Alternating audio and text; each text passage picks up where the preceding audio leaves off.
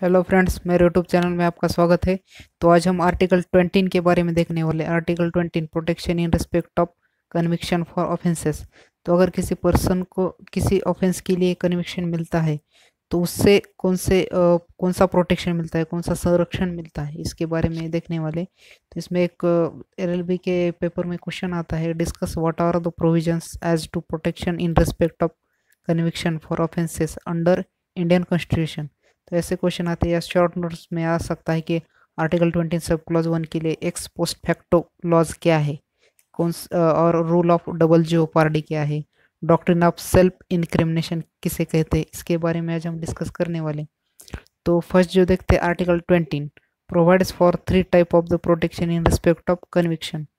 तो इसमें कौन से आर्टिकल के लिए कौन से डॉक्ट्रिन लागू होते हैं ये देखते हैं। तो इसमें फर्स्ट जो है protection against x post facto, तो इसे डिस्कस किया है आर्टिकल 20 सब क्लॉज 1 में। इसमें टू टू पार्ट्स डिवाइड करके हम इससे एग्जाम्पल के तहत देखते हैं। तो इसमें फर्स्ट जो है article 20 sub clause 1 has 2 part. The first part is given a protection to a person from conviction for any act which was not an offence at the time when the act was done or committed, but that act was made an offense or crime afterward। अगर कोई person कोई offence commit करता है लेकिन वो offence किसी law में या कहीं पे अगर वो पनिशेबल ही नहीं है, उसके लिए उस ऑफेंस के लिए कई लॉ बनाया ही नहीं था, और अगर वो बाद में लॉ बनाया जाता है तो वो पहले किए हुए ऑफेंस के लिए उसे पनिशमेंट नहीं दी जा सकती। तो इसमें हम देखते हैं ये एक एक्स पोस्ट फैक्टो लॉज है। तो इसमें एग्जांपल के तहत देखते हैं, mister x has done an act in 1980 which was not an offense at that time under any law in force, but government passed a law in 1982 and thereby made that act as an offense and provides punishment. Now government cannot prosecute Mr. X and punish him for his act done in 1980 because it was not an offense at that time when Mr. X is did this act। तो अगर एक person है तो उसने 1980 में कोई crime किया है, लेकिन उस टाइम उस क्राइम के लिए कोई लॉ नहीं था और ये क्राइम होता था ऐसा भी कहीं डिक्लेयर नहीं किया था। तो नेक्स्ट जब गवर्नमेंट ने 1982 में 1982 में एक गवर्नमेंट ने लॉ पास किया था, उसमें उस पनिशमेंट को ऐड कर दिया गया था, उस ऑफेंस को ऐड कर दिया गया था, उसके लिए पनिशमेंट दी जाती थी। तो उस इस बेसिस पे अगर कोई पर्सन 2 साल पहले अगर क्राइम करता है तो उसके लिए आज का लॉ अप्लाई नहीं होगा, ये एक्स पोस्ट फैक्टो लॉज कहता है। तो अगर कहीं लॉ एग्जिस्टेंस में है तो ही उस लॉ के तहत उसे पनिशमेंट दी जाती है। अगर लॉ बाद में बनता है और उसने पहले ही एक्ट कर दिया है तो ये लॉ उसके लिए अप्लाई नहीं होगा। तो ये प्रोटेक्शन करता है एक्यूज को एक्स पोस्ट फैक्टो इस डॉक्ट्रिन के तहत। तो इसमें एक नेक्स्ट जो देखते हैं हम, सेकंड पार्ट आर्टिकल 27(1) का, protection the person from the penalty greater than what was applicable at that time committing the offense। it means whatever was the penalty or punishment at the time when offense was made is only to be given। अगर कहीं पे offence होता है और उस offence के लिए कुछ पर्टिकुलर पेनल्टी और पनिशमेंट उस लॉ में दी गई थी, लेकिन बाद में उस लॉ में चेंजेस करके उसमें पनिशमेंट और पेनल्टी बढ़ा दी गई। तो अगर कोई पहले ही ये नया लॉ बनने से पहले अगर कोई व्यक्ति क्राइम करता है तो उसके लिए वही लॉ वहाँ वही का पहले का ही लॉ अप्लाई होगा। बाद में जिसमें पनिशमेंट बढ़ाई गई है या पेनल्टी बढ़ाई गई है तो वो लॉ पहले ऑफेंस करता है उसके लिए लागू नहीं होगा। जब से ये लॉ इनेक्टमेंट हुआ है, लागू हुआ है, उस दिन से अगर कोई क्राइम करता है तो उसके लिए वो लागू होगा। पहले कोई क्राइम करता है तो उसके लिए ये नया लॉ अप्लाई नहीं होगा। तो ये रिट्रोस्पेक्टिव और प्रोस्पेक्टिव इफेक्ट को डिस्प्ले करता है। तो इससे एग्जांपल देखते हैं, mister x has committed an offence इन 1918 1980 में एक्स पर्सन ऑफेंस कमिट करता है। When punishment provide was 2 year for that offence, उस ऑफेंस के लिए उसे 2 साल की पनिशमेंट थी उस लॉ में। तो but government in 1993 by law has increase और enhance the punishment for that offence for 5 year. तो 1993 में गवर्नमेंट उसमें उस पनिशमेंट में इंक्रीज और एनहांस करता है, तो उसमें 5 ईयर पनिशमेंट बढ़ा देता है, 2 ईयर से 5 ईयर कर देते हैं। तो तो ये जो पहले एक्स पर्सन ने 1980 में क्राइम किया था, तो उसके लिए ओनली 2 ईयर ही पनिशमेंट दी जाएगी अगर उसे वो क्राइम सिद्ध होता है। तो उसके लिए ही ओनली 2 ईयर पनिशमेंट लागू होगी, 5 ईयर नहीं होगी, क्योंकि ये लॉ 5 ईयर उसमें बढ़ाया गया है 1993 में, तो उसने क्राइम किया है 1980 में, तो उसके पहले का ही लॉ अप्लाई होगा, नेक्स्ट का लॉ नहीं। तो इसमें this also provides that the punishment which was greater when the offense was committed if subsequently reduced then the offender will get benefit of the lesser punishment. Mr. X committed an offense in 1990 when the punishment was 5 years, but it was reduced in 1995 and made 2 years. If X is tried after 1995, he will given 2 year punishment and not of the 5 year. तो अगर कोई law में अगर पहले 1990 में 5 year punishment थी और बाद में उसे 1995 में रिड्यूस कर दिया और उसे 5 ईयर से 2 ईयर कर दिया, तो if x is tried after 1995, तो उसके ट्रायल जब शुरू हुआ 1995 में, तो he will given 2 year in punishment and not 5 year. तो उसे ये ट्रायल शुरू होता है 1995 में, तो ये जब पनिशमेंट कम की थी, तब अगर ट्रायल चलता है तो उसे पनिशमेंट नए लॉ की तरह दी जाएगी। तो ये 5 ईयर से कम करके 2 ईयर ही दी जा सकती है। तो इसमें केस लॉज है Sarla Mudgal versus India year 1995 का। Supreme court will interpreting section 494 of IPC rule that the second marriage of Hindu husband after conversion to Islam without having his first marriage dissolved according to law would be invalid and thus husband would be guilty of the offense under section 494 of the IPC. तो ये second marriage के लिए जो Hindu husband करता है second marriage, तो अगर उसमें सेकंड मैरिज वैलिड नहीं अगर फर्स्ट वाइफ है तो, और इस्लाम में ये वैलिड है कि वो सेकंड मैरिज कर सकते हैं। तो इसमें हमारी हिंदू लॉ में उसे पहले डिवोर्स लेना पड़ता है, फिर बाद में सेकंड मैरिज करना पड़ता है। किसके बारे में केस इंपॉर्टेंट है। तो आर्टिकल 20 सब क्लॉज 1 में एक्सेप्शन है 3, तो इसमें वो एक्स पोस्ट फैक्टो लागू नहीं होगा। तो एक्सेप्शन फर्स्ट जो है वो टैक्स के मैटर में ये एक्स पोस्ट फैक्टो लागू नहीं होता। नेक्स्ट जो है वो प्रोसीजर ऑफ ट्रायल, तो ट्रायल के लिए भी एक्स पोस्ट फैक्टो लागू नहीं होता। थर्ड जो है प्रोसीजर ऑफ टेकिंग एविडेंस, तो एविडेंस कभी जल्दी हो सकते हैं कभी देर हो सकते हैं, उसमें कुछ चेंजेस हो सकते हैं लॉ में, तो ये ट्रायल के लिए एक्स पोस्ट फैक्टो प्रोटेक्शन लागू नहीं होता।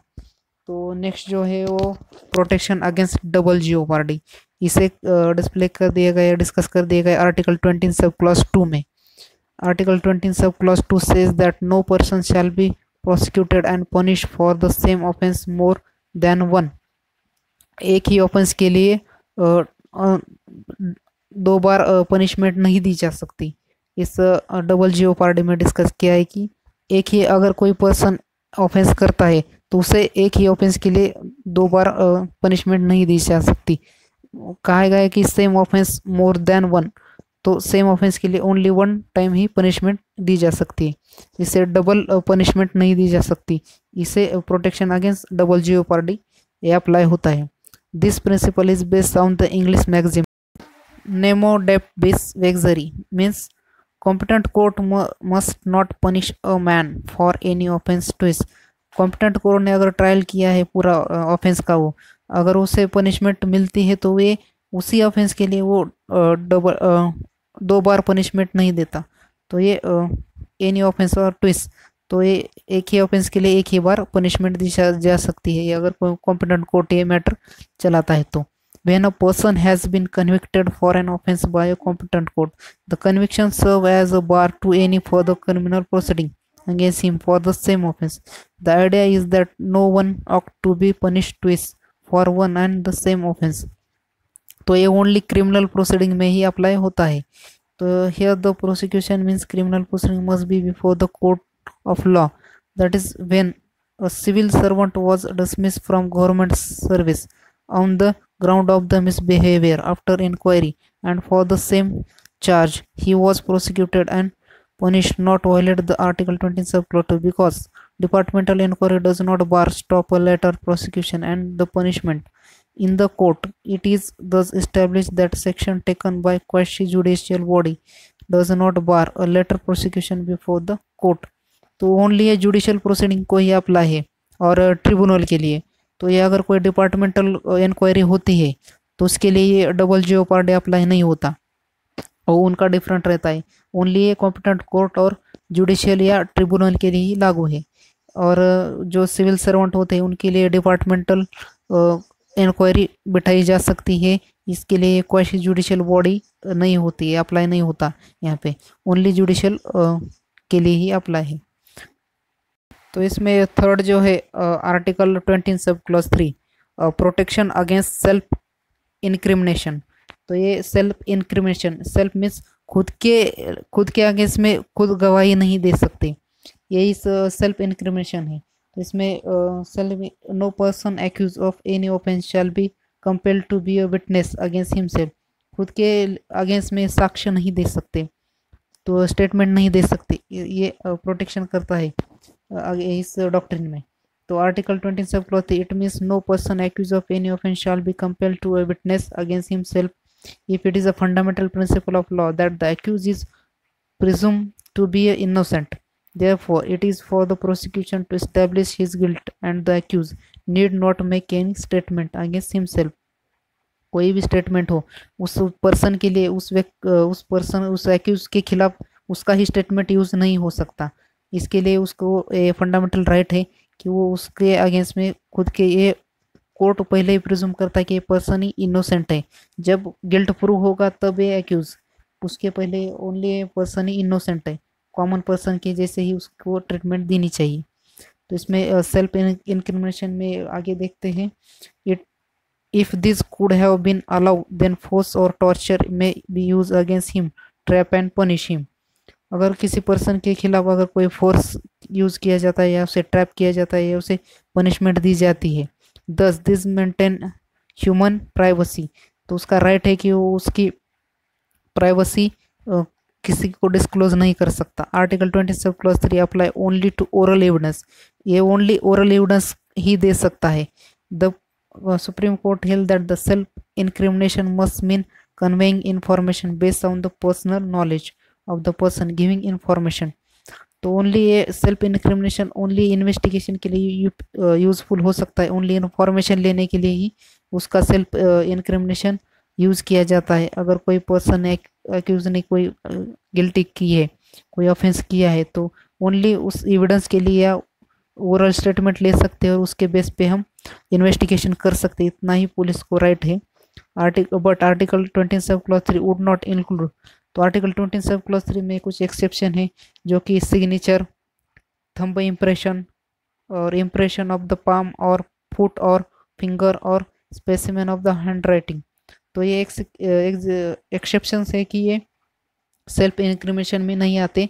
तो ये सिग्नेचर एक्यूज के ले सकते हैं, थंब इम्प्रेशन ले सकते हैं, इम्प्रेशन ऑफ पाम ले सकते हैं, और फुट और फिंगरप्रिंट और जो डीएनए टेस्ट होते हैं कुछ मेजर ऑफेंस में वो भी ले सकते हैं, या कुछ कंपलसरी ब्लड सिम्टम्स ले सकते हैं इन्वेस्टिगेशन के लिए, compulsory exhibition of the body, तो उसकी भी चेकअप के लिए वो दे सकते हैं।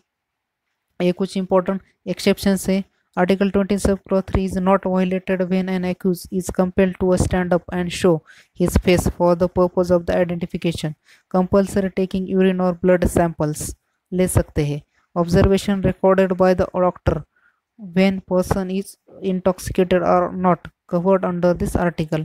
आर्टिकल 20 सब क्लॉज 3 में ये सब चीज़ें कवर होती है कि ये सेल्फ इनक्रिमिनेशन इसे नहीं कहा जा सकता कि अगर किसी का सिग्नेचर लिए है, थंब इम्प्रेशन किया है और वो इन्वेस्टिगेशन में यूज़ किया है, तो इस सेल्फ, तो इसमें केस लॉज है state of Bombay versus Kathi Kalu Oghad AIR 1961 का केस है। Supreme court held that article 20 sub clause 3 is not violated when the accuse is directed to give his specimen handwriting और सिग्नेचर और the impression of his palm and finger. तो इसमें इस case में ये discuss किया कि वो आर्टिकल 20 सब क्लॉज 3 एक्यूज के फंडामेंटल राइट को वायलेट नहीं करता।